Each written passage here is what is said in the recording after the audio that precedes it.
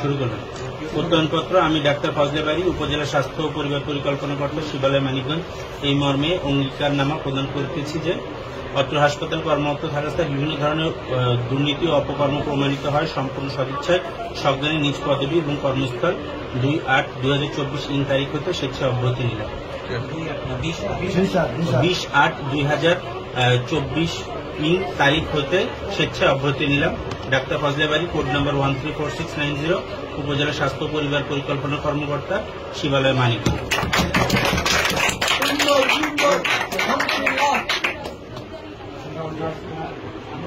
যে আমি ভুক্তভোগী সিস্টারকে অফিসিয়াল কাজে বাসায় ডেকেছি।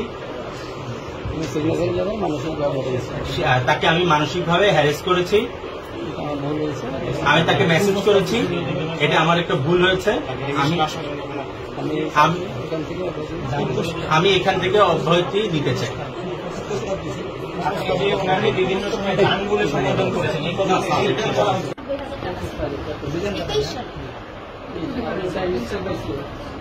আমাদের সিলেকশন ছিল 15 সালে মে মাসে আমাদের কার্যক্রম হয়েছে।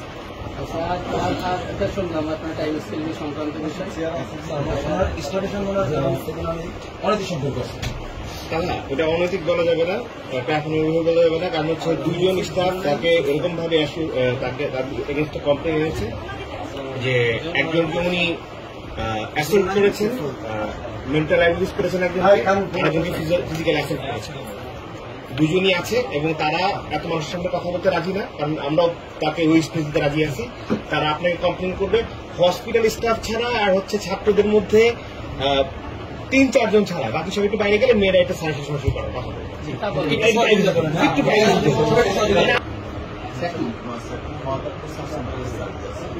ওর একটা বিল ছিল, ওই বিল থেকে বেশ কিছু টাকা কেটে নেওয়া যায়। কেটে নিয়ে গেলে ও পিএলএটি অপারেশন করা আছে, সবকিছু মিলে ও মানসিকভাবে ভেঙে। আমি আমার একটা ডায়াগনোসিস সেন্টার আছে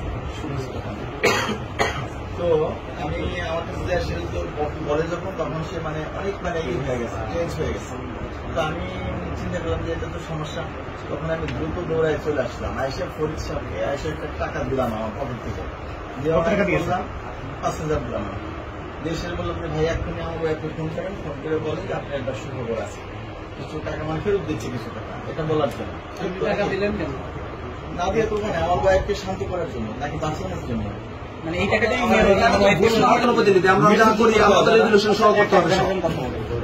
আচ্ছা, ওই আপনি ট্রেনিং করালেন স্যার আমার টাকাটা পুরো ঢুকেছে।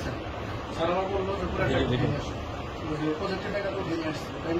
ট্রেনিং করার তো কথা স্যার আমাদের 7 উপজেলার মধ্যে 4 উপজেলায় হয়েছে। পরে স্যারকে বললাম স্যার ট্রেনিং করান, পরে বাদ দিয়ে স্যার আপনাকে জানিয়েছিল। পরে আমি কয়েকজন পরামর্শ নিলাম যে টাকা তো স্যার স্যার প্রয়োগ করতেছে, টাকা সেভ দিচ্ছে, টাকা না দিলে আমাদের রাগারাগি করে প্রতিদিন এসে এই টাকা দেন এক নিয়ে আসেন। পরে আমি কয়েকজনের শরীর টাকা আসলো, বললাম যে টাকা ঠিক দিতে আপনি স্যারের মধ্যে যাবেন, আমি টাকাটা রিসিভ নিয়ে আমার একটা রেজিস্টার নিয়ে ওই রেজিস্টার নিই। পরে চেকের মাধ্যমে দিয়েছিল 5,28,000 টাকা জানি চেক নাম্বার আছে, আর বাকি টাকা ক্যাশ দিচ্ছে। ট্রেনিং তো হয়নি, ওয়ান প্রসেসিং, যেহেতু 3টা উপজেলা এখন আমার হয়নি। আচ্ছা ঠিক আছে।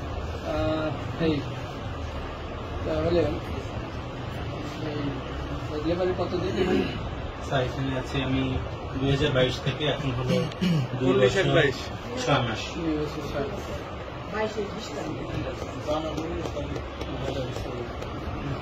টেন্ডার যে লোয়ার বিড করে তাকে দেওয়া হয়, কিন্তু স্যার সবকিছুই ঠিক আছে, কিন্তু একটা বছরে কি লোয়ার বিড করার মতো দ্বিতীয় কোনো কোম্পানি থাকে না? এরকম কি ছিল কিনা?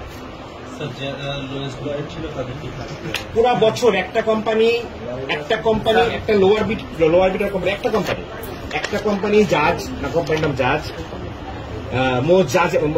জাজ এন্টারপ্রাইজ, আর খানজাহান আলী খুলনা।